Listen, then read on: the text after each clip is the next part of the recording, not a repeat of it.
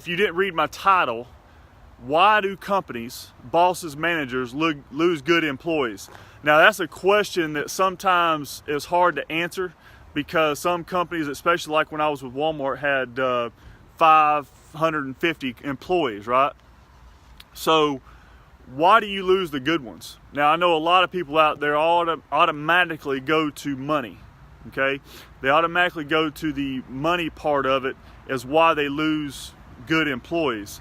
That could have something to do with it, but I don't believe that to be the primary reason people leave.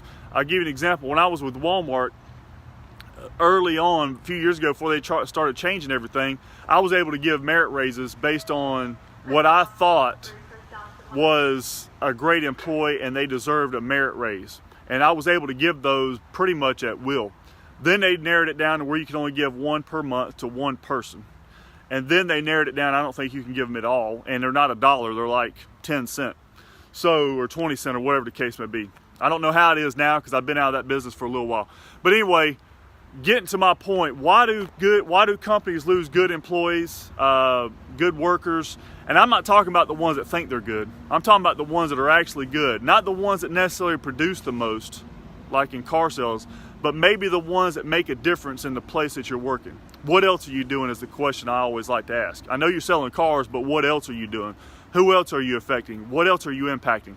Today, I'm going to tell you that I think the primary... What's up, Josh? How you doing this morning? Appreciate you coming by yesterday. The primary reason I believe, I don't care what business it is, that good employees leave companies is because of a lack of appreciation. And I'm not necessarily talking about monetary appreciation. I'm just talking about showing appreciation. And you can do that in a variety of ways. A simple thank you sometimes goes a long way, but there's a variety of ways you can show appreciation to your employees. But that particular one or two that are your outstanding people that make a difference, why would you as a boss or a manager wait till that person has found another job, looking for another job, or have been reached out to from other companies to go work for them before you even show their appreciation? So you either have a lack of appreciation or you have late appreciation. Now I will say this. Morning, Cowboy Bill. Hope you're doing good today. I'm talking about a subject today I think is vitally important for all companies that want to grow. But my primary reason I think that is why there's a lack of appreciation, I think there's a lack of leadership. I think that true leadership is lacking in the workplace. Now, you don't necessarily have to be a manager to be a leader.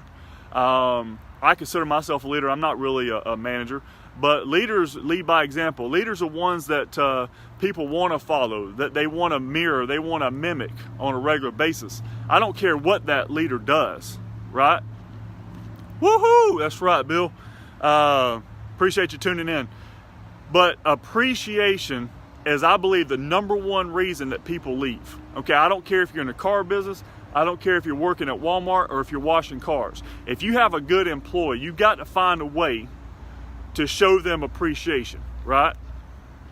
Now, the problem is, like I said, leadership is lacking in most cases. And most of my experience, especially like with Walmart and some of those bigger, that's right, Stephen, I knew you would pop that in there. A gift is a good way. A gift, if something simple, is a good way to show appreciation. That is true. But at the end of the day, if your leadership is not good, that appreciation level is not going to be good. Okay, I don't care what business you're in.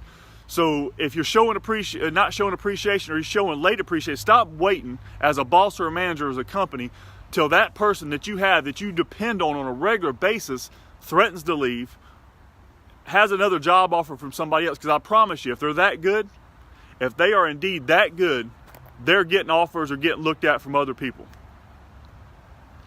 Appreciate that, Bill. That means a lot, man. Make sure y'all share this. I appreciate y'all's comments. Because the car business in particular, I'm going to put this out there because I'm in it.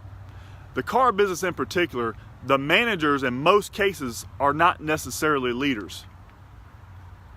Hope I didn't offend anybody or step on any toes, but I don't suspect that most of them are leaders. And the reason I say that, because just because they produced on the sales floor doesn't mean they know how to lead people. I got this saying that some people can't lead themselves out of a wet paper sack. That's going to be in my thing that I'm writing, by the way. So when I get ready to publish that, y'all can mark my words, I said that in there. I seen that when I was at Walmart, and I've seen it when I've been in the car business, because some people that have the title aren't leaders. They're bosses, they're managers, and there is a difference. I don't care what business you're in. So as a manager, if you're out there listening to this and you need to learn how to be a leader, you need to change your ways of doing things to be a leader, because your people want to be led. They want somebody they can follow. They want somebody they can look up to. And you don't want it to be from somebody outside your company or outside your business. Same way in the family. You want your kids to look up to you as a father or a mother as the leader, so they don't have to look to other places to get that leadership, because it is happening, I promise you. And a way to do that as a leader, to keep your people happy that you depend on, the ones that make an impact in your business, I'm talking about. I'm not talking about these guys that, come in at 8:29 and they think they're early for work when they start at 8:30. I'm not talking about the ones that don't produce. I'm not talking about the ones that don't go around and that's exactly right. I'm not talking about the ones that come in and don't want to move cars or clean up the lot or pick up trash. I'm not talking about those. I'm talking about the ones that if they left, like I said yesterday, if they don't know you're gone, then you're doing something wrong, okay? So show appreciation. Don't show a late appreciation, because you don't want that appreciation to come when that person's getting ready to leave. Okay, that's when it doesn't need to come. It needs to come well before that, because you as a manager should recognize a good employee or a leader within inside your company when you see it. That's part of what being a leader is. A leader is there to mentor people. A leader, a boss or a manager is not there to bark orders, okay? Now, that may be different in the military. Some of you military guys may be able to correct me on that, but in a world of business, when you're employing 10, 15, 20, 30, 100 people, whatever it is, people want to know who they can follow, and they can't follow somebody that just likes to bark orders and they're negative all the time. So my number one, I believe the number one reason good people leave employers, or you lose good people as a manager, is because there's a lack of appreciation. There's a lack of a way that you show appreciation to that particular person or your people in general. Now granted, it's hard to really nowadays work for $7-8 an hour. I mean, that's basically almost poverty level in my opinion.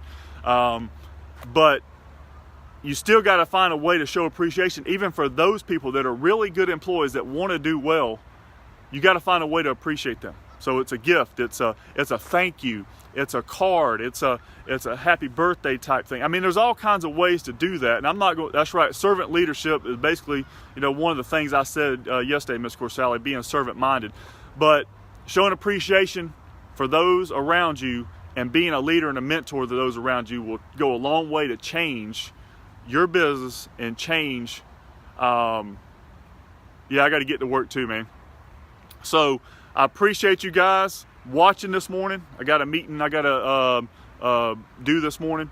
A couple days a week I got to do training and stuff. So I got to get in there, but keep that in mind today. If you're watching this and you're a sales manager, you're a manager, you're a boss, you're a business owner, I promise you, you change the way you appreciate your good employees, the people that make the money for you, because keep in mind, you can't do it by yourself. That's right. And I'll tell you, turnover's high. Anybody in the car business knows what I'm talking about. Companies will go through managers just like that, especially in the car business, and also salespeople. Why is that?